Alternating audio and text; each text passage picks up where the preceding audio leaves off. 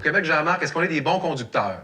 On se pense bon conducteur. C'est déjà ça? Oui, c'est déjà ça. À travers le Québec, il y a 85 des gens qui ont un permis de conduire. OK. Puis quand on leur demande, êtes-vous un bon conducteur? 82 des Québécois s'estiment être un bon conducteur. Oh. Donc, déjà, c'est un taux élevé. On se pense bon conducteur. Oui. Est-ce qu'on l'est maintenant?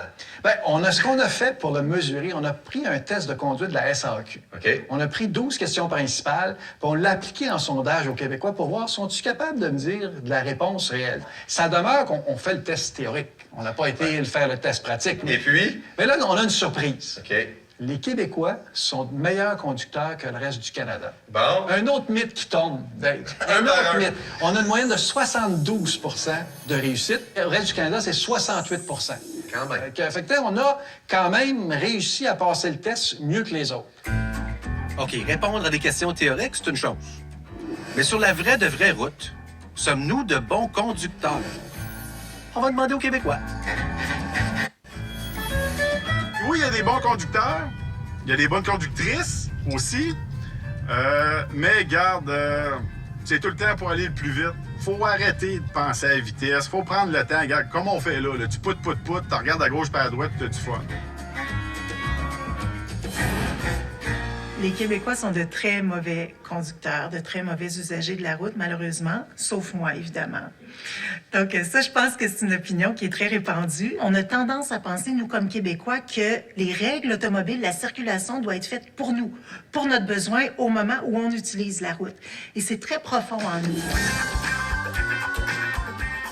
Maintenant, un préjugé que j'ai, tu sais, on dit toujours, les mononcles, les matantes, plus on vieillit, plus les gens sont âgés, moins ils conduisent bien. Est-ce que c'est vrai, ça? Bien là, dans le test, là, c'est totalement l'inverse. OK. Les jeunes, là, le score est de 59 Puis plus tu vieillis, plus tu as raison. Parce que de façon générale, là, les gens, ils respectent les règles. Mais, Mais il y a des Gaulois que c'est beaucoup plus difficile de leur demander de respecter les règles. on va améliorer. Pour le savoir, je suis allé faire un petit tour de machine avec Marco Harrison. Lui, il travaille pour la CA. Monsieur Harrison, Bonjour, bonjour. bienvenue. Bien. Ça fait votre tête. Oui, Alors, j'ai de la pression, faut que je conduise comme du monde, hein? préférablement. Mais en tant que Québécois, ça serait quoi les fautes les plus présentes encore? Mais quand on regarde les principales causes de collision lorsqu'il y a des décès, vitesse, alcool au volant, Ouais. distraction au volant, non-port de la ceinture de sécurité. On pense tous qu'on conduit bien en hiver, mais on est peu à avoir suivi un cours de conduite hivernale. Ça, il y a des gens qui en donnent. C'est le cas de Marie-Laurence Paquin. Elle a été pilote automobile, cascadeuse, puis maintenant, elle est prof de conduite en hiver. Ça se peut qu'elle me trouve une coupe de défauts.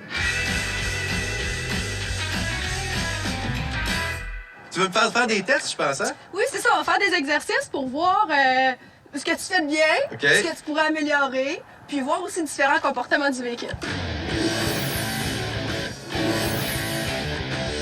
Donc, tu pars d'ici des cônes. Ouais. Au deuxième cône, là, tu vas freiner. Puis ensuite, tu laisses ton pied sur le frein. Tu vas sentir l'ABS travailler. OK, c'est parti.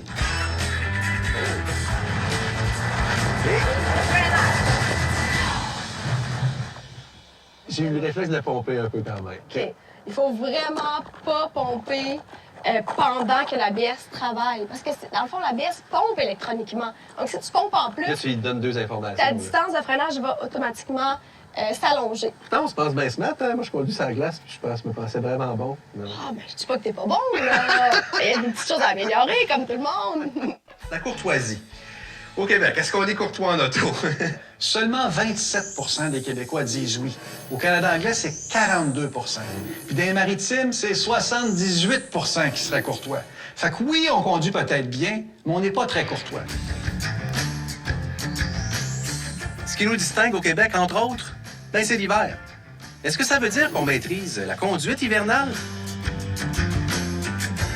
Bon, on a l'hiver au Québec, j'imagine qu'on conduit mieux. C'est sûr que c'est un obstacle, l'hiver, pour un conducteur, mais c'est la même chose à travers le pays. On a posé différentes questions, mais dont l'une, là. C'est l'hiver, tu roules sur l'asphalte mouillé, tu dois tourner une intersection. Ouais. Qu'est-ce que tu fais? Est-ce que tu freines brutalement?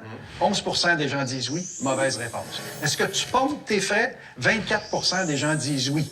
Mauvaise réponse. OK. En réalité, il faut que tu décélères et même te servir de ton frein à bras si nécessaire. 64 des Québécois l'ont eu, cette réponse-là. Je note. Mais c'est la même chose à travers le pays. Donc, on n'est pas meilleur que les autres. On est pareil. Au l'hiver, on est pareil.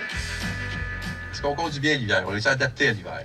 L'adaptation à l'hiver se refait à chaque année. On dirait que les gens ont oublié de conduire en situation hivernale. Puis la principale chose qu'ils ont oublié de faire, c'est d'adapter leur conduite aux conditions. On fait pareil comme si on était en plein mois de juillet. En plein ça.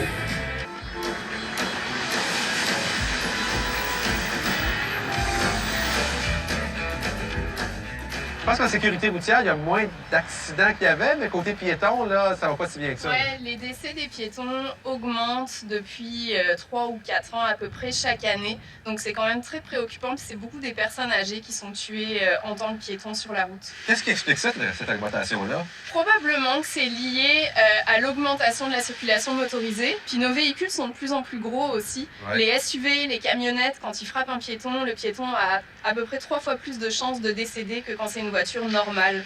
Qu'est-ce qu'il faudrait changer pour au moins sauver plus de vies, là? La première chose, c'est de changer la vitesse de circulation. OK. À 30 km/h, les piétons ont 9 chances sur 10 de survivre à une collision, alors qu'à 50 km/h, ils ont seulement 1 chance sur 10 de survivre à une collision. Seulement à 50. Oui, donc c'est pour ça qu'il y a de plus en plus de villes qui réduisent la vitesse de circulation. Maintenant, c'est sûr que c'est pas suffisant de changer les panneaux, il faut aussi changer l'aménagement. Parce que c'est sûr qu'en tant qu'automobiliste, quand on a l'impression de rouler sur une autoroute, ben on va vite.